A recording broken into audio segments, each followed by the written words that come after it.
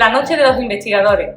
Yo, Estefanía Álvarez, del Grupo Reotec de la Universidad de Sevilla, en este taller titulado Cocinando con Reología y Perejil, voy a tratar que aprendáis los aspectos básicos de la reología y la importancia que puede tener en el caso de los alimentos. Imagino que todos sabréis lo que es la reología. ¿Reo qué? Reología es la ciencia que estudia la deformación y el flujo de todo tipo de materiales. Os habéis quedado igual, ¿no? No os preocupéis, en 10 minutos tendréis los conceptos básicos para poder impresionar a vuestro cuñado en cualquier comida familiar. Para ello, vamos a tomar el huevo como ejemplo. Que levante la mano el que sepa qué ocurre en el huevo mientras se fríe, porque cambia su color.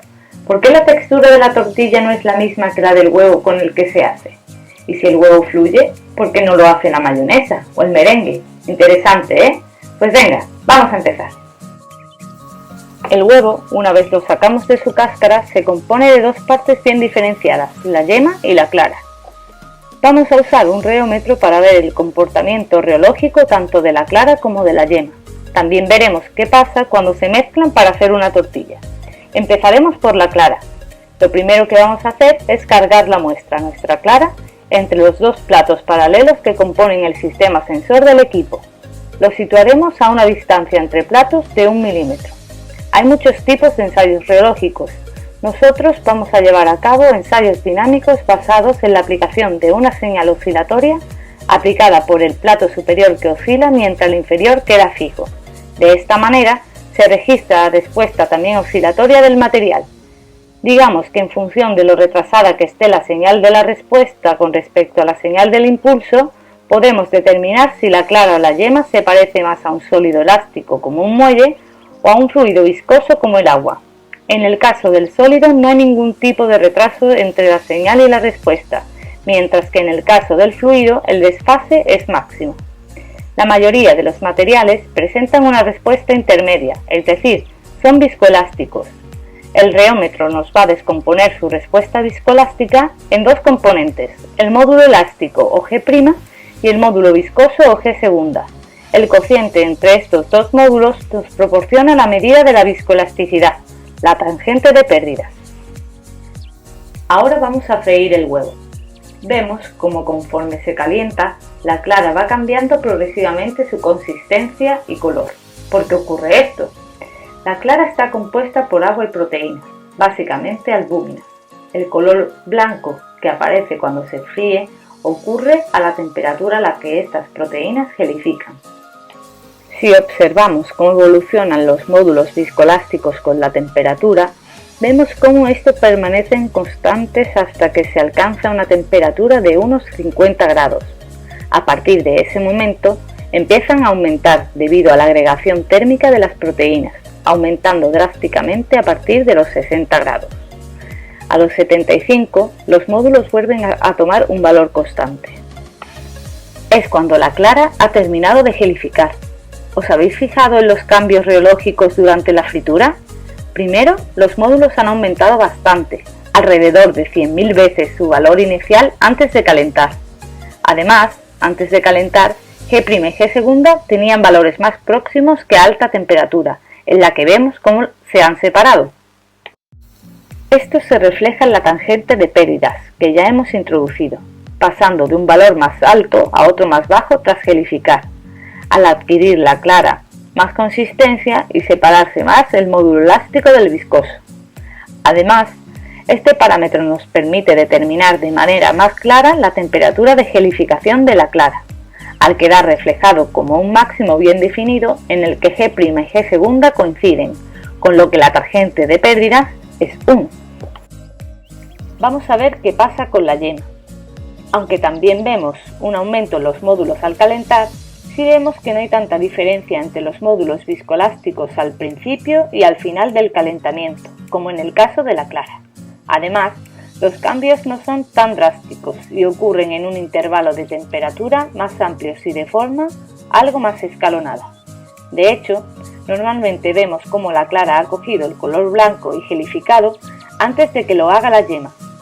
Si comparamos las tangentes, la yema tiene valores menores que la clara durante todo el calentamiento, lo que puede asociarse a una mayor consistencia. Cuando los mezclamos para hacer una tortilla, vemos cómo tenemos un comportamiento intermedio, como podríamos esperar. Vemos cómo aumenta drásticamente como en el caso de la clara, pero se observa también esa subida algo escalonada de la yema. En estas rampas de temperatura, la frecuencia de la oscilación se ha mantenido constante a 1 hercio. Vamos a hacer ahora un ensayo dinámico en el que la oscilación irá cambiando de frecuencia, desde 0,1 a 10 hercios, para así obtener lo que se conoce como el espectro mecánico. Vamos a ver cómo es el espectro mecánico de la clara del huevo. Primero, vemos que G' tiene valores más altos que G segunda para todos los valores de frecuencia estudiados. Esto nos indica que en la clara predomina el comportamiento sólido sobre el viscoso durante todo el intervalo.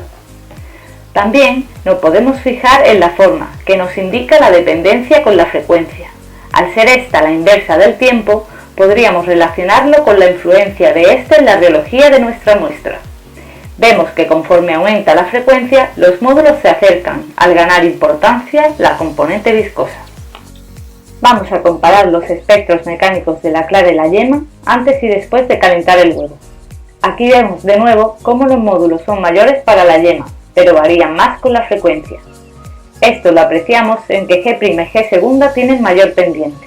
Después de calentar, vemos que esa dependencia desaparece, al mantenerse constante los módulos en todo el intervalo de frecuencias estudiado, tanto para la yema como para la clara, coincidiendo ambos en valores. Si los mezclamos para hacer una tortilla, vemos una cosa interesante.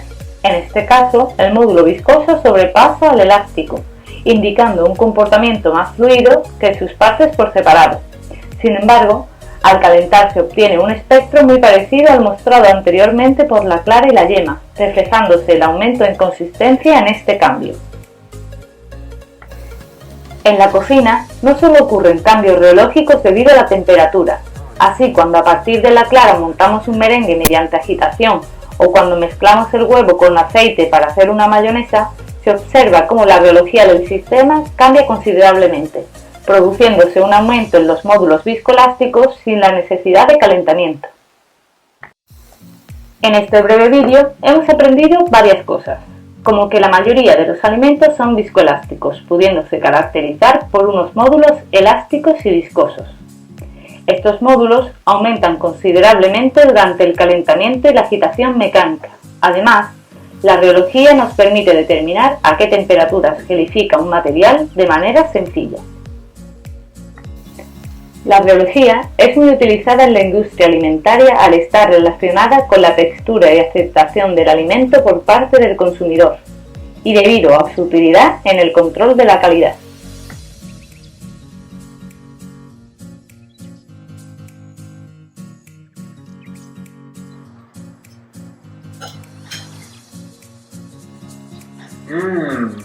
¡Qué rico me ha salido!